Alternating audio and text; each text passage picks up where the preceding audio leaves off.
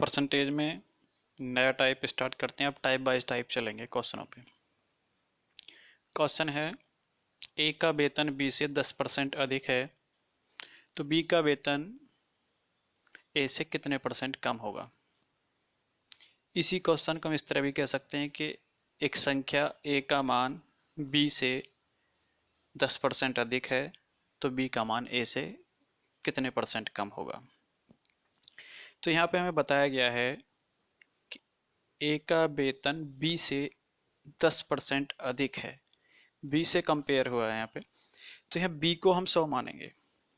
हमने मान लिया कि बी का वेतन 100 है। अगर हम परसेंटेज में ही लेके करेंगे तो 100 मानेंगे, और फ्रैक्शन में तोड़ के करेंगे तो 100 मानने की जरूरत नहीं है। तो ए का कितना हो जाएगा, ये 10% अधिक है। तो अगर बी का हमने 100 माना है और इसका 10% निकालें कितना आएगा, 10 ही आएगा। इसकी वैल्यू 10 ही आएगी। तो ये था 100 और ए का जो है 10% ज़्यादा है, यानी 10 ज़्यादा है, तो कितना हो जाएगा 110। अब परसेंटेज में ही हमें आंसर बताना है कि ए का जो वेतन है, बी का जो वेतन है वो ए से कितना कम है। तो बी का है कितना 100 और ए का आया है 110, तो ये कितना कम है। अगर हम परसेंटेज में निकालेंगे तो जिससे पूछा है उसी के साथ परसेंटेज निकलेगा। तो कम है हमारा कितना, ये है 100 और ये है 110, तो कम है 10। जो बी का है वेतन वो 10 कम है इस हिसाब से। मगर परसेंटेज में तो ए से निकालेंगे तो नीचे रखेंगे 110 गुणा 100। इसे सरल करेंगे, 0 से 0 काटेंगे तो हमारा आंसर बनेगा 11 नाम 99, 9 सही 1/11%। 9 सही 1/11% जो बी का वेतन है वो कम। अगर हम ये कहें कि ए की जो सैलरी है या ए का जो वेतन है बी से 10 रुपये ज़्यादा है, तो हम ये तो कह सकते हैं कि बी की सैलरी या बी का वेतन ए से 10 रुपये कम होगा। मगर ये परसेंटेज में दोनों इक्वल नहीं होंगे। अगर एक परसेंटेज में 10 ज़्यादा है तो दूसरा 10% कम नहीं होगा उससे। ये दोनों अलग अलग आएंगे। आगे सवाल देखेंगे। ए का वेतन बी से 10% कम है तो बी का वेतन ए से कितने परसेंट ज़्यादा होगा। तो ए का वेतन बी से है, जिससे कहेगा कंपेयर करके उसी को हम 100 मानना है, तो हम बी को यहाँ पे मानेंगे 100। बी मान लिया हमने 100 है और ए जो है ए कितना है 10%। तो 10% निकाले हम 100 का 10 ही आएगा। कम है ये, ए का वेतन बी से 10% कम है, तो ये 100 है और 10 कम करें यानी 90 होगा। अब हमें ये बताना है कि ये कितना ज़्यादा है। बी का वेतन ए से कितना ज़्यादा है, तो ज़्यादा कितना है 10 और किससे, तो ए से निकालना है परसेंटेज गुणा 100। अगर हम इसका परसेंटेज 100 से निकाल देंगे तो वही परसेंटेज आ जाएगा 10। तो इसलिए जो नई वैल्यू बनेगी, जो तुमने 100 माना है और जो नई वैल्यू बनेगी हमेशा उसी के साथ परसेंटेज निकलेगा, ये ध्यान रखना है। नई वैल्यू हमारी 90 बनी है, या तो 100 में प्लस होगी या माइनस होगी, तो उसी के साथ परसेंटेज निकालना है। आंसर हमेशा सही आएगा। 0 से 0 काटेंगे, आंसर आ जाएगा 9 से इसे काटेंगे तो 11 बार कटेगा, 11 सही 1/9%। ये इतना वेतन क्या होगा उसका, अधिक होगा। इसी तरह के सवाल संख्या में भी बनते हैं, इसी तरह के आय में बनते हैं। एक संख्या के मान को 20% बढ़ा दिया जाए तो संख्या के मान में कितनी कमी करनी होगी कि संख्या पहले जितनी प्राप्त हो जाए। संख्या मान लें हम, मान लिया संख्या हमारी क्या है 100 है। संख्या हमारी 100 है, इसके मान को 20% बढ़ाया गया है। तो 20% बढ़ाने का मतलब क्या है कि हम इसे 20 बढ़ा देंगे तो कितनी हो जाएगी 120 हो जाएगी हमारी जो संख्या है। अब संख्या को पहले जितना करना है, पहले कितना है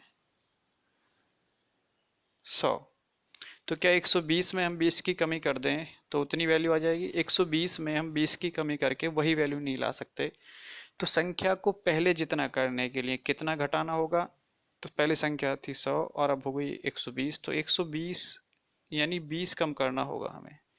पहले जितना कम करने के लिए हमें करना होगा 20 कम, और इसे बताना है परसेंटेज में। तो कितने से कम करना होगा? 120 से घटा के लेकर आना है 100। तो 120 से कम करेंगे तो परसेंटेज जो निकलेगा इसका, जो नई वैल्यू है 120 उसके साथ निकलेगा। इसे सरल करेंगे, आंसर आ जाएगा 20 छक्का 120, और ये 2 से काट देंगे 3 बार, और ये 50 बार। 16 3 48, 16 सही 2/3 इसका आंसर होगा। 16 सही 2/3। अगर हम जितनी संख्या बढ़ाई थी उतना ही परसेंटेज अगर हम कम कर दें तो क्या होगा?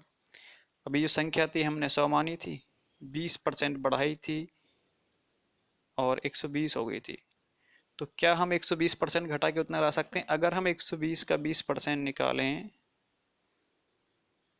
तो 120 का अगर हम 20% निकालेंगे तो कितना आएगा? 24 आ जाएगा। तो संख्या में से अगर हम उतना ही परसेंटेज जितना बढ़ाया था उतना घटा दें तो कमी हो जाएगी 24 की। तो संख्या 120 से अगर 24 कम कर दें तो 96 हो जाएगी, और संख्या में 4% की कमी आ जाएगी। तो जब भी संख्या बढ़ाई जाएगी या घटाई जाएगी तो जो नई संख्या होगी उसी के साथ परसेंटेज निकलेगा। तो इसलिए कभी भी जितना परसेंटेज हमने बढ़ाया है उतना परसेंटेज हम घटा के वो नहीं ला सकते, या जितना परसेंटेज हमने घटाया है उतना ही परसेंटेज बढ़ा के उसी संख्या को नहीं ला सकते। परसेंटेज अगर हमने बढ़ाया है तो कम परसेंटेज निकालना होगा, तब संख्या उतनी आ जाएगी, और परसेंटेज हमने घटाया है तो ज़्यादा परसेंटेज हम निकालना होगा और संख्या उतनी ही मिलेगी। एक संख्या को यदि 20% कम कर दिया जाए तो संख्या को पहले जितना प्राप्त करने के लिए कितना बढ़ाना होगा? संख्या मान ली हमने 100 है, संख्या हमारी 100 है और इसे 20% कम किया गया है। 100 से 20% 20 आएगा तो यानी कितनी हो जाएगी? 80। तो हम अब 80 का 20% बढ़ा के 100 नहीं ला सकते, इसे हमें 20% से ज़्यादा बढ़ाना होगा तभी 100 आएगा। तो कितना बढ़ाएं? तो 80 से हमें वही संख्या लानी है, कितना संख्या लानी है हमें? 100। तो बढ़ाना कितना होगा? 20। और कितने से? तो 80 से परसेंटेज निकलेगा इसका, गुणा 100। 20 चौक 80, और 4 से काटेंगे 25 आ जाएगा। तो आंसर हुआ हमारा 25%। तो संख्या को हमने 20% घटाया था और उतना ही प्राप्त करने के लिए 25% बढ़ाना होगा, तभी वो संख्या मिल पाएगी, नहीं संख्या नहीं मिलेगी। इसी तरह का आगे देखेंगे सवाल। चावल के मूल्य में 12% की वृद्धि होने से एक परिवार अपनी खपत में कितनी कमी करे कि खर्च उसके पहले के बराबर रहे? मान लिया पहले कितना था हमारा? 100 था, और कितने परसेंट की वृद्धि हुई है? 12% की वृद्धि हुई है। तो इसका मतलब क्या हो जाएगी? 112 उसकी खपत हो जाएगी। पहले 100 थी, अब हो जाएगी खपत 112। अब हमें उतना ही खर्च करना है जितना ये पहले था। तो पहले कितना था? 100, तो घटाना तो होगा हमें क्या? 12 ही, और कितने से? 112 से, गुणा 100। बस सीधा आंसर आ जाएगा सॉल्व करके। ध्यान इतना रखना है, जो हमारे नया परसेंटेज बढ़ा के या घटा के बनेगा बस परसेंटेज उसी के साथ निकलेगा, सवाल कभी गलत नहीं होगा। अगर हम पहले के बराबर यानी 100 के साथ ही परसेंटेज निकाल दें तो 100 से 100 कट जाएगा, जितना परसेंट बढ़ाया था उतना ही घट जाएगा। आगे देखेंगे। एक आयत की लंबाई को 10% कम कर दिया जाए तो चौड़ाई को कितना बढ़ाया जाए ताकि क्षेत्रफल पहले के बराबर रहे? तो अगर कोई आयत है और इसकी एक डायमेंशन को हम घटाएं या बढ़ाएं, एक डायमेंशन हमने कम कर दिया यानी लंबाई को अगर हम कम कर दें तो चौड़ाई को बढ़ाना होगा। अगर हम उसकी लंबाई को कम कर दें तो चौड़ाई को क्या करना होगा? बढ़ाना होगा, नहीं क्षेत्रफल क्या होगा उसका? बदल जाएगा। तो हमने लंबाई को 10% कम किया है तो चौड़ाई को कितना बढ़ाएं? क्षेत्रफल उतना रहे। तो बिल्कुल इसी तरह से होगा। हमने मान लिया कितना है? 100 है, कितना कम किया गया है? 10% की कमी की गई है, तो कितनी हो जाएगी? 90। और पहले जितना लाने के लिए बढ़ाना कितना होगा? 10। कितने से? 90 से, गुणा 100। सरल करेंगे तो 11 से ही 1/9% की हमें क्या करनी होगी, वृद्धि करनी होगी। 11 से 1/9% बढ़ा के क्षेत्रफल उतना ही आएगा।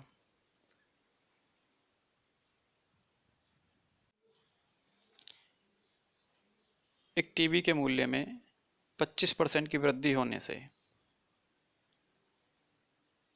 दुकानदार की बिक्री घट जाती है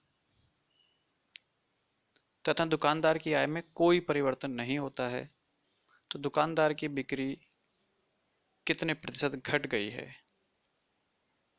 तो टीवी का मूल्य बढ़ा है जिस वजह से उसकी बिक्री घट गई है और उसकी आय जितनी पहले थी उतनी हो रही है, तो कितने परसेंट घट गई है वो हमें बतानी है। तो हमने मान लिया 100 है, मूल्य कितना बढ़ा था 25%, तो इसका मतलब कितना हो गया 125। अब सवाल में बताया क्या है कि उसकी जो आमदनी पहले के बराबर यानी 100 है, तो बिक्री कितनी घटी है। तो 125 अगर उसके रेट हो गए हैं और ये आमदनी उतनी है जितनी पहले थी, तो इसका मतलब कितने की कमी हुई है, 25 की कमी हुई होगी।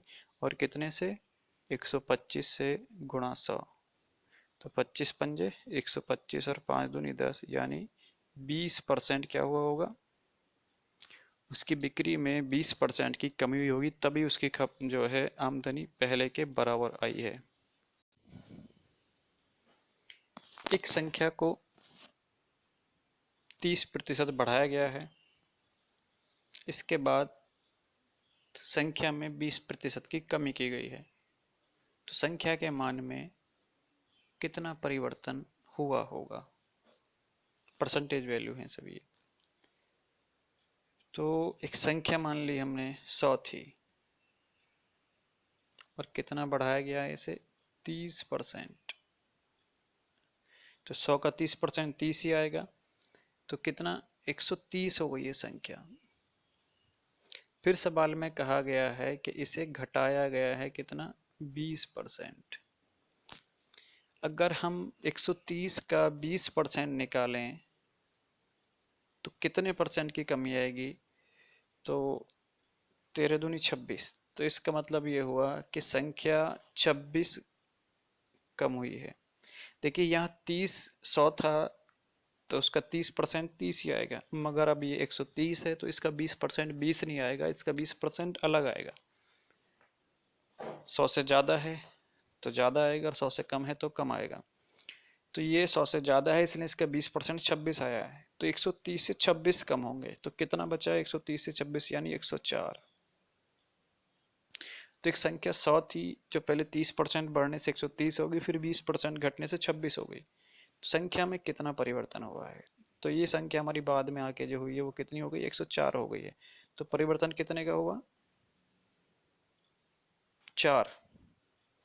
और कितने का परिवर्तन हुआ है वो पहली जो संख्या उसी के साथ कंपेयर करनी है, तो पहले 100 थी और अब हो गई 104, तो 4% बढ़ गई। या परसेंटेज अगर हम निकालें इसका 100 के साथ निकलेगा तो 4/100 गुणा 100, तो इतना ही आएगा। तो 4% की क्या आएगी इसमें, 4% की वृद्धि हुई है संख्या के मान में। पहले 30% बढ़ाया गया था, फिर 20% घटाने से।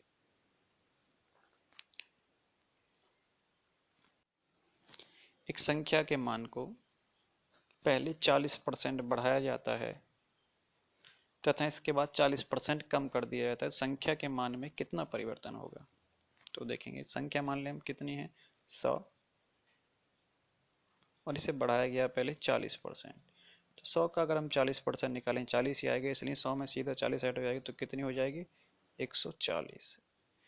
अब बताया गया है कि संख्या को 40% ही कम किया गया है यानी घटाया गया है, तो इस संख्या को 140 से अगर हम 40% निकालें घटाएं तो संख्या अब 40 नहीं ज़्यादा आएगा इसका, 14 चौका 56, यानी 56 कम हो जाएगी।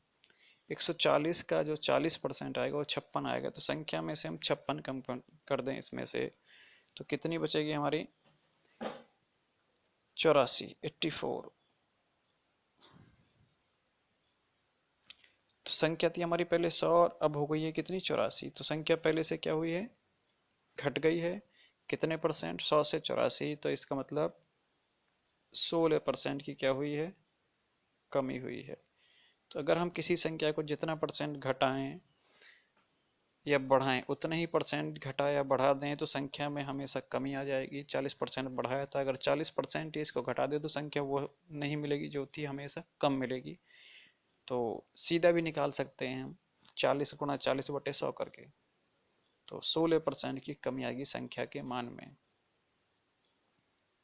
एक और देखेंगे, एक संख्या के मान को 20% कम कर दिया जाता है, इसके बाद संख्या के मान को 30% बढ़ाया जाता है, तो संख्या में कितना परिवर्तन होगा। तो यहाँ भी 100 मानेंगे संख्या को, पहले इसे 20% कम किया गया है तो 100 का 20% 20 आएगा, इसलिए 80 हो जाएगी, और फिर इसे बढ़ाया गया है 30%। तो अगर हम 30% बढ़ाएं 80 का, तो 8 तिया 24, 24 बढ़ेगा। तो 80 से 24 बढ़ाएंगे तो कितना हो जाएगा, 104 हो जाएगा। तो संख्या पहले 100 थी, जो मूल संख्या थी, अब हो गई 104, तो 4 बढ़ गई है। 100 के साथ परसेंटेज 4 ही कहलाएगा, इसलिए 4% की क्या आएगी, इसमें वृद्धि आएगी, संख्या हमारी 4% बढ़ जाएगी। अभी तक जो सवाल किए तुमने वो दे रखा था, अभी पीछे सवाल थे, एक में दे रखा था कि संख्या के परसेंटेज वृद्धि दे रखी थी या कमी दे रखी थी, इतना किया गया है, और संख्या को मूल संख्या में लाना था। तो वो सवाल तुमने कर लिए हैं। फिर दूसरा सवाल आया है इसमें कि एक संख्या को पहले एक बार बढ़ाया गया है फिर घटाया गया है, तो संख्या कितनी हो जाएगी, या फिर संख्या को पहले घटाया गया फिर बढ़ाया गया तो क्या हो जाएगा।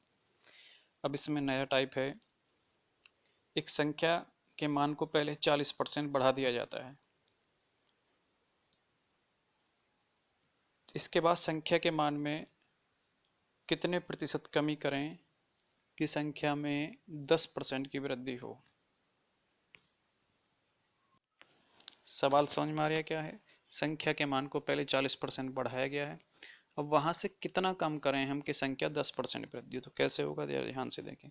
संख्या मान ली हमने कि संख्या 100 है, जो हमारी संख्या है वो है 100, इसे बढ़ाया गया है पहले 40%, तो यहाँ से हम बढ़ा देंगे सीधा, कोई दिक्कत नहीं होगी, 140।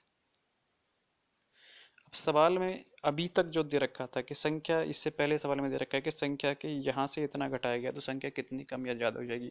इसमें दे रखा है कि हम संख्या के मान को कितने कम करें, वो हमें नहीं दे रखा है कि संख्या के मान में कितने की वृद्धि हो, 10% की। तो ये 10% कहाँ से तुलना होगी, यहाँ से कंपेयर होगी इसकी जो मूल संख्या है। तो अगर यहाँ से 10% अगर हम इसको बढ़ाएंगे तो संख्या कितनी हो जाएगी, 110 होगी ना। तो संख्या को 40% घटाकर हमें 100 बढ़ाकर, अब 100 नहीं लाना है, 110 लाना है, 140 से हमें 110 करना है, तो कितना करना होगा। दोबारा समझ लें, एक संख्या को 40% बढ़ाया गया तो 140 हो जाएगी, यहाँ से हमें घटा के लेकर आना है 110 पे। 110 पे क्यों, क्योंकि संख्या में 10% की वृद्धि करनी, तो हमें घटाना होगा कितना, 30, और कितने से, 140 से, गुणा 100। यहाँ से सरल करके आंसर आ जाएगा, बिल्कुल आसान। संख्या को पहले बढ़ाया गया था तो कितना घटाएं, तो यहाँ से जो सरल होकर आंसर आएगा वही तुम्हारा सही आंसर होगा। और देखेंगे इसमें, एक संख्या के मान को पहले 20% बढ़ाया जाता है, संख्या के मान में कितनी कमी करें कि संख्या में केवल 10% की वृद्धि हो। तो संख्या मान ले 100 और इसे 20% बढ़ा दें तो हो जाएगी हमारी 120। अब संख्या के मान में हमें यहाँ से कमी करनी है, कितनी कमी करें वो नहीं पता है, वो हमें बताना है। और संख्या इतनी कमी करें कि संख्या के मान में 10% की वृद्धि हो जाए। तो संख्या हमारी मूल 100 है और 10% की वृद्धि, तो इसका मतलब क्या होनी चाहिए, 110 होनी चाहिए। तो 120 से हमें अगर मूल संख्या प्राप्त करनी होती तो 100 पे निकालते हैं, मूल नहीं करनी है, 10% की वृद्धि, तो कितना घटाना होगा, तो हमें घटाना होगा 120 से 10 लाने के लिए 10, कितने से, 120 से, और गुणा 100, बस सरल करेंगे आंसर आ जाएगा। इस तरह से निकाला जाएगा। इस एक व्यक्ति के वेतन में पहले 10% कमी कर दी जाती है, तो व्यक्ति के वेतन में कितने परसेंट की वृद्धि करें कि उसका वेतन 10% बढ़ जाए। तो पहले उसका वेतन घटाया गया 10%, अब हमें बढ़ाना है इतना ताकि 20% बढ़ जाए। तो हमने मान लिया वेतन क्या था उसका, मूल वेतन 100 था, इसके वेतन को घटाया गया 10%, तो यानी कितना हो गया होगा, 90 हो गया होगा।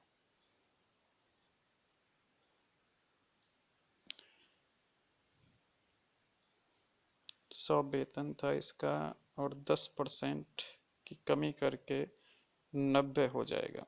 अब सवाल में बताया गया है कि वेतन को कितना बढ़ाएं कि 10% की वृद्धि हो जाए। तो 10% की जो वृद्धि हम चेक करेंगे मूल वेतन से चेक करेंगे। मान लिया तुम्हारा कि 15,000 तुम्हें सैलरी मिलती है और 10% उसे घटा दिया, और फिर उसे हम इतना बढ़ाएं कि 10% की वेतन में वृद्धि हो जाए। तो वेतन में वृद्धि हम कहाँ से चेक करेंगे, जो तुम्हारी पहली सैलरी थी 15,000 उसी से वृद्धि देखेंगे कितनी हुई है। तो हमें 10% बढ़ाना है, तो इसका मतलब क्या है, क्या होना चाहिए, ये जो मूल वेतन से ही निकालेंगे हम 10% ज़्यादा, यानी 110 होना चाहिए। वेतन को पहले 10% कम किया गया था और हमें अब 10% की वृद्धि करनी है इतना, और 90 से लेकर आनी है वो। तो 110 लाने के लिए हमें बढ़ाना होगा कितना, 20, और कितने से, वो 90 से बढ़ेगा गुणा 100। सरल कर लेंगे इसको, 200/9 आंसर आ जाएगा सॉल्व करके। ये ध्यान रखना है हमें कि हम जो वृद्धि या कमी होगी वो मूल वेतन या मूल संख्या से ही काउंट की जाएगी।